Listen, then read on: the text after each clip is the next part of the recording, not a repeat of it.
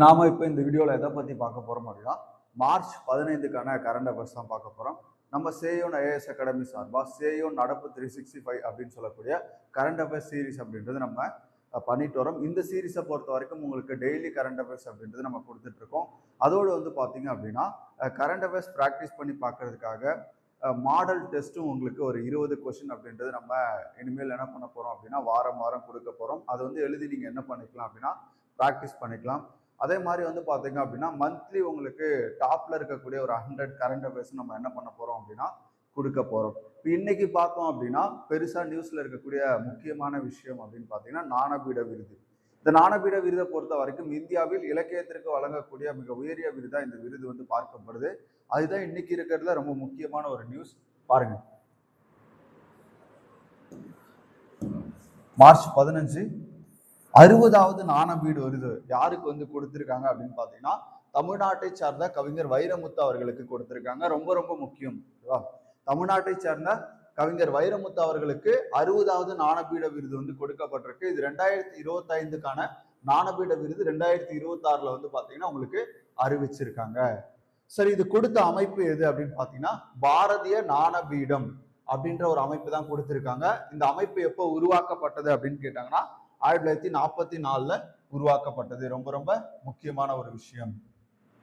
Okay, அடுத்து பாருங்க, இந்தியாவில் இலக்கியத்திற்கு வழங்கப்படக்கூடிய மிக உயரிய விருது எது அப்படின்னு பார்த்தீங்கன்னா இந்த ஞானபீட விருது தான். அப்ப இது வந்து பாத்தீங்க அப்படின்னா எப்பல இருந்து வழங்கிட்டு வராங்க அப்படின்னா முதலாக 1965ல கொடுத்தாங்க. இந்த 65ல யார் வாங்கியிருப்பா அப்படின்னு பாத்தீங்கன்னா கேரளாவை சேர்ந்த சங்கர குரூப் அப்படின்றவர் முதல்ல ஞானபீட விருதை வாங்கியிருப்பார். இப்ப முதலில் ஞானபீட விருது வாங்கியவர் யார் அப்படின்னு கேட்டா சங்கர குரூப். எந்த மாநிலத்தை சேர்ந்தவர்? கேரளாவை சேர்ந்தவர்.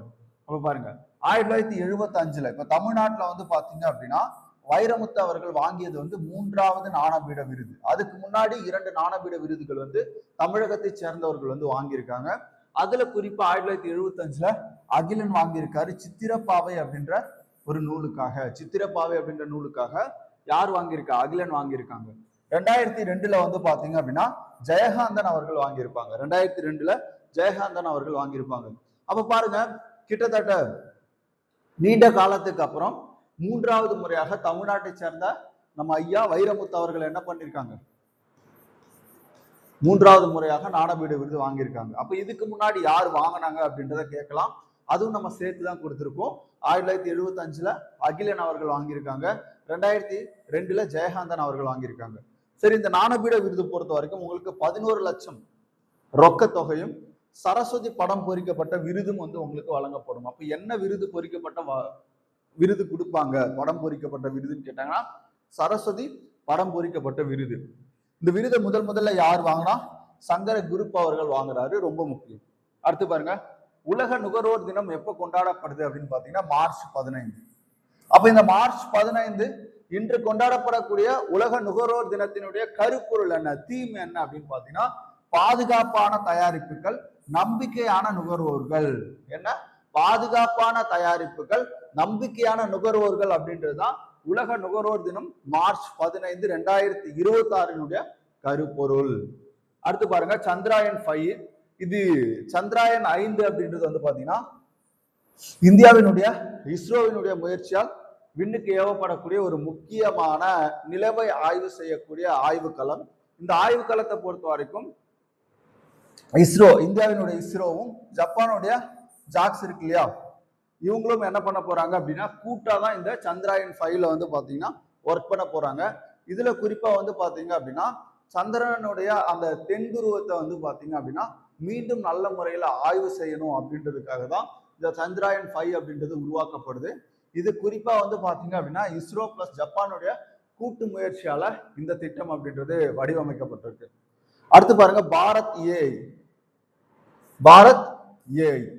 பாரத் ஏஐ அப்படி என்ன அப்படின்னு பாத்தீங்கன்னா பாரத் செயற்கை நுண்ணறிவு இந்தியாவில் இருக்கக்கூடிய 22 அதிகாரப்பூர்வ மொழிகளையும் உரையாடக்கூடிய உள்நாட்டிலே தயாரிக்கப்பட்ட ஒரு ஏஐ சாப்ட்வேர் எது அப்படின்னு பாத்தீங்கன்னா பாரத் ஏஐ செயற்கை நுண்ணறிவு. அப்ப பாருங்க, இந்தியாவின் 22 அதிகாரப்பூர்வ மொழிகள் நமக்கு 8வது அட்டவணையில கொடுக்கப்பட்டிருக்க 22 அதிகாரப்பூர்வ மொழிகளிலும் உரையாடக்கூடிய உள்நாட்டிலே தயாரிக்கப்பட்ட ஏஐ மாதிரிய மத்திய தகவல் தொழில்நுட்ப அமைச்சகம் என்ன பண்ணிருக்காங்க, அறிமுகப்படுத்தியிருக்காங்க. அப்ப கேட்பாங்க, ரொம்ப ரொம்ப முக்கியமான ஒரு கரண்ட் அஃபேர்ஸ், பாரத் ஏஐ அப்படின்றது எந்த அமைச்சகம் வந்து என்ன பண்ணிருக்காங்க, அறிமுகப்படுத்தியிருக்காங்க அப்படின்னு கேட்பாங்க. தகவல் தொடர்பு அமைச்சகம். இந்த பாரத் ஏஐனுடைய நோக்கம் என்ன, இது என்ன பண்ண போகுது அப்படின்னு பாத்தீங்கன்னா, நம்ம நாட்டினுடைய அரசியலமைப்பில் அங்கீகரிக்கப்பட்ட 22 மொழிகளிலும் உரையாடக்கூடிய ஒரு செயற்கை நுண்ணறிவு தான் இந்த பாரத் ஏஐ. முழுக்க முழுக்க இது என்ன அப்படின்னு பாத்தீங்கன்னா உள்நாட்டிலே தயாரிக்கப்பட்டிருக்கு. அப்ப பாப்போமா, திரும்ப ரிவிஷன் பாப்போமா.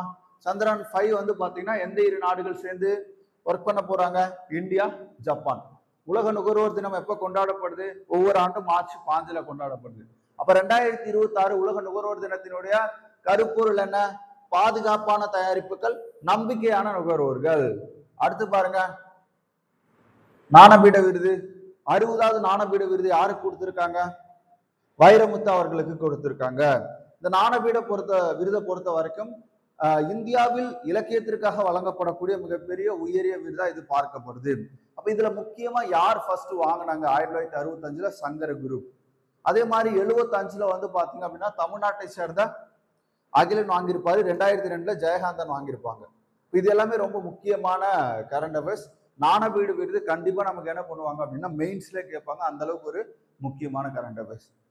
ஓகே, நம்ம டெய்லியும் நம்ம சேனல்ல கரண்ட் அஃபேர்ஸ் அப்படின்றது அப்லோட் பண்ணிட்டு இருக்கோம். நீங்க வாட்ச் பண்ணாலே எல்லா கரண்ட் அஃபேர்ஸும் உங்களால என்ன பண்ண முடியும், அடிக்க முடியும்.